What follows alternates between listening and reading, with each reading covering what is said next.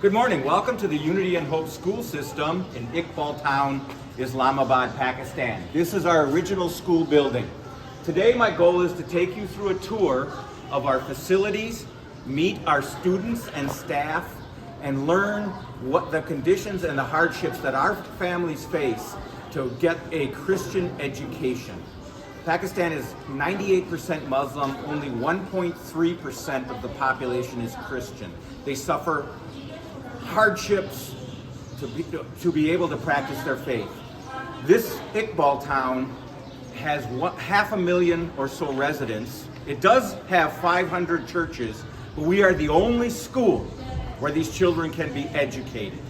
The need is enormous. We are the first ones to actually offer a tuition-free Christian education that prepares these children to go out in the world and to practice their faith. This and remain Christian and change the population here over generations. This is not a professionally done video. We are starting from scratch, so please bear with us. Let's continue. You say God bless you. God bless you.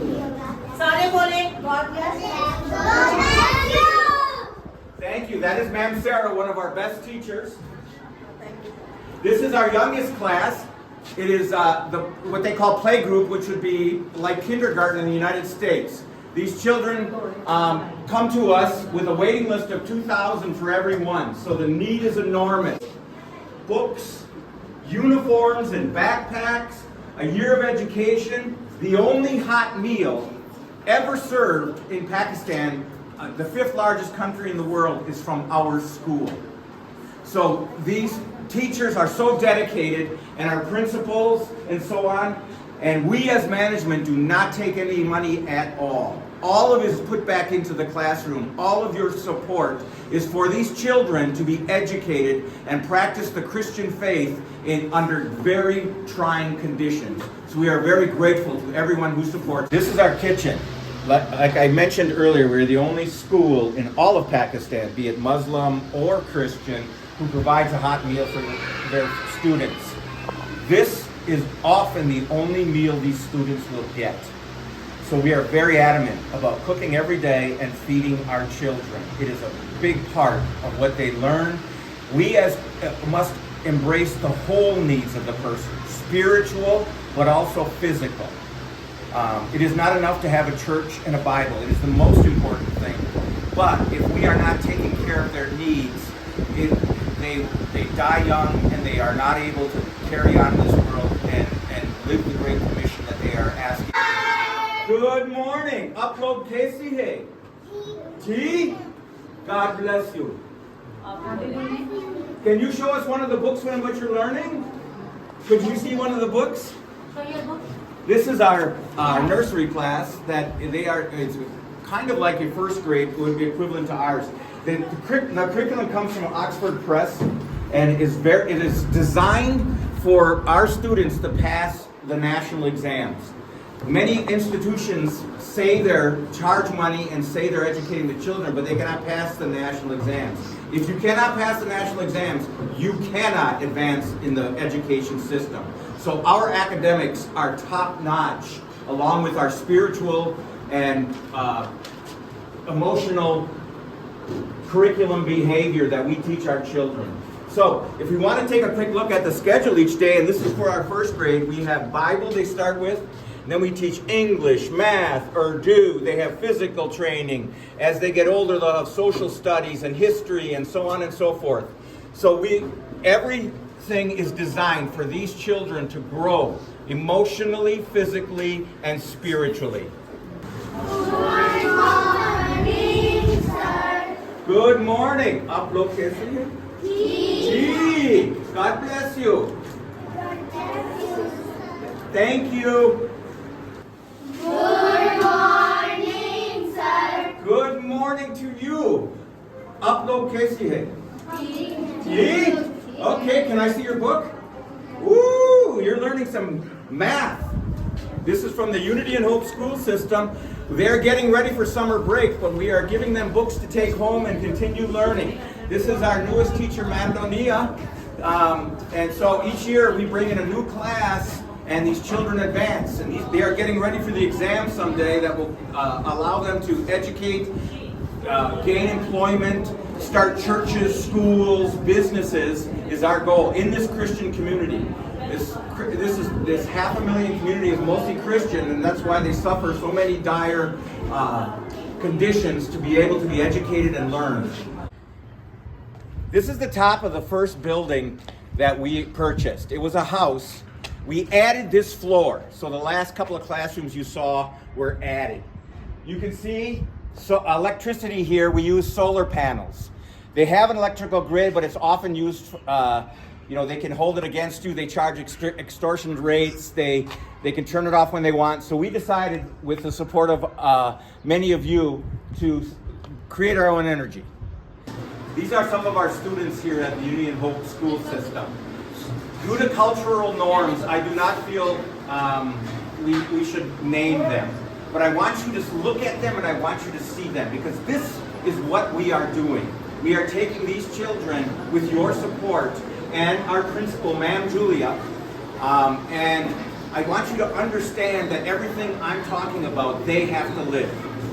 These beautiful babies of ours, we must educate them. We must allow them to remain Christian in a community that does not value their religion and therefore does not value them.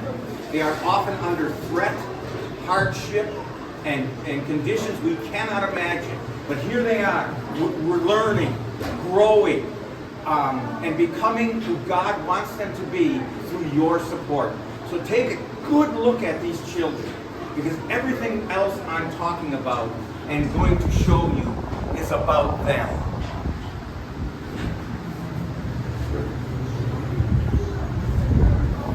We are walking between the two buildings. We were able to build a state-of-the-art building for the second class, or I shouldn't say second class, second group, because middle and elementary school are separated from high school. So we have both, which is very rare. So we are considered a school system. The buildings are approximately a block apart, maybe a half a block. But you can see the conditions these children live in just by us walking between the buildings. For instance, let's take a look at what is normally their water supply. Without the fresh well that we dug on the first building, and we are about to build a second well, the families must boil this kind of water to drink. We not only supply water to our children, we supply it to the whole neighborhood. Now let's take a look at some of the conditions where there's no trash removal, what they have to live in. Look, this is right between our buildings. If you look at this garbage pile, this keeps growing and growing. Look at the sewage and drinking water down there. That must be boiled. Look at this. They try to burn it, but they cannot keep up. This is the conditions, and if you look at the wires and down the hall, there's no green space. There's nothing for them to do if we're not here to support them. So what I showed you before with those children, picture those children having to live under these conditions 24/7. That's why what you do for us is so important, and it is you bring a blessing that is unbelievable to this community. Welcome to our second building. This is a state-of-the-art building that we built with your support. Our crack guard, Mr. Aslam here, keeps everybody safe. He lives 24/7 in these buildings, ensuring that our computer lab, our equipment, our families, our teachers and staff are safe. This is a very dangerous area for Christians at times. There sometimes are riots and false accusations, and people do get killed here. But this man and others are protecting our children, and your support for these children is being used for people dedicated like him to ensure that our children can grow up in safety and be loved, and shown that they are loved. That's the most important thing you are giving them. You're giving them love. You're showing them, not just talking about, but showing them the love of Jesus that they need to survive, thrive, and bring the message to some of the darkest places on our planet. Good morning. Look at you. Is this the reader for what we worked on yesterday? So this is the stories that we were able to teach. This is the English class. And that is our crack teacher, Ma'am Neelam, who's been with us a long time, one of our superstars. And she is teaching English today. They had Bible earlier, then there'll be math and English and Urdu, and they actually get social studies and all the other things because they're one of our higher grades. This is a state-of-the-art classroom in our new building, which has a lot more room, and you can see that they have all sorts of reminders of who they are, that they're loved, that they're part of God's family, and then you can see that how it applies to their lives, and what you're doing is actually practically working to bring these children to a new level. So say thank you, everybody. Wave, thank you. Okay, I'm walking up to our second floor in the new building, which is a state-of-the-art community center, the only one in the whole Iqbal town of 500,000 people. This community center is used for group gatherings. We have assembly here in the morning with all the students where they take time to pray and sing and do the national anthem and so on. And we also use this for the community for weddings, sometimes for funerals, church services. We're going to have adult literacy classes. We have a business incubator where they can learn with Michael Mullins to start their own businesses, small businesses. And someday our students will come back and make this into a flourishing business center. The goal is this generation of children will come back, and they do. In Pakistan, it is traditional to live all three generations in the same place. So these children will move back, even though they will be, most will be college educated by the time they're done. They will come back to Iqbal Town and live with their families. And when they do, they will be the change agents that will not only, this is now just a small beacon, a little ray of light in a dark place. Someday that seed that we are planting and you are helping us plant will grow into a beautiful garden. And we must keep watering it and must keep continuing to support as we go. So take a quick look at this community center, because you will not see this anywhere else in Iqbal. Up to the top floor of our new building, which served as our playground this past school year, but we're ready for summer break. We have to build another floor.